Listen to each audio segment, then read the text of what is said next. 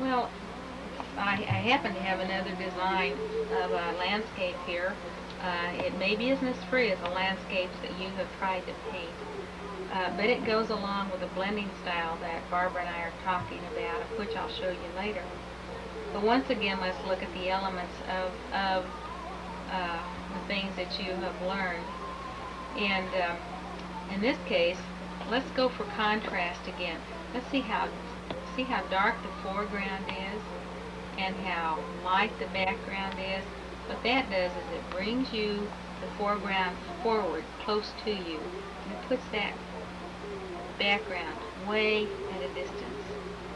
And you'll notice that I've used the warm colors here. Warm brings things forward. These are all basically warm colors. Even a little bit up here in the top of the trees, it hinges on the warm side as opposed to the very cool colors back here in these trees, that mystic quality. The warm again as opposed to the cool of the water. This was purely, actually, these two, the last landscape and this, were strictly from the imagination.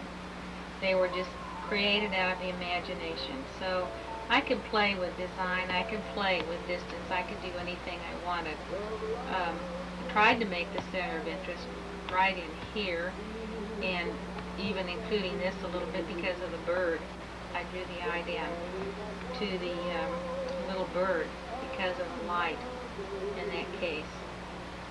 So it's just another type of a landscape which possibly you aren't, you haven't been as familiar with, because it happens to be just my style. Okay, this is kind of an interesting thing. I'm not as much in landscapes as I am in objects. I love to do objects. And this is kind of a good study because you think of a leaf as being green. Well, when you get into color, I think, warm comes forward and cool goes backward. Puts things in the background. And if you can see these kind of very light blue aquashy leaves, that makes it look like it's distance. And the warm makes it look like it comes forward. Okay, so we're talking about warm and cool. Let's talk about light and dark. And you can see how much value plays here. See how light these leaves are as opposed to these leaves here? So that separates these leaves from those leaves, and we call that separating the planes in a picture.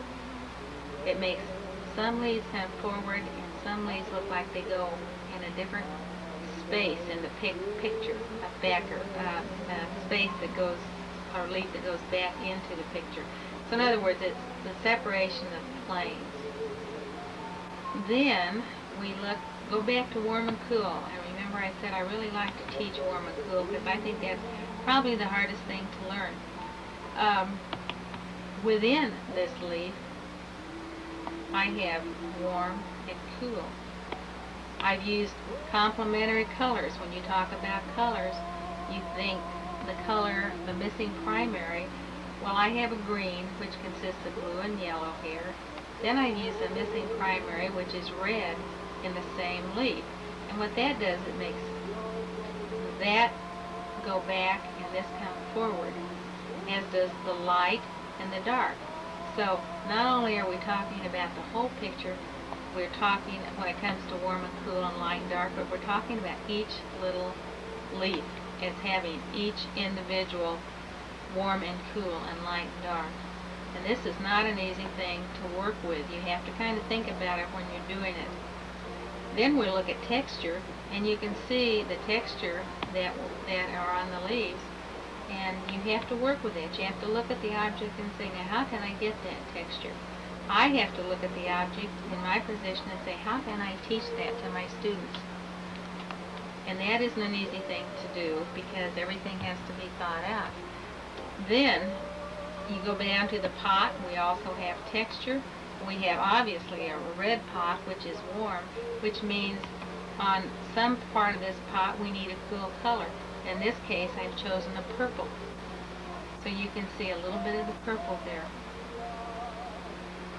Well, that's kind of a fun thing. I can even see the dirt in there. When you get a chance to look at this with Barbara a little bit closer, you'll see that I had to think how to do texture with that dirt. Okay, let's just pick another one. Oh, I'm picking a fun one. I'm going to pick kind of a fun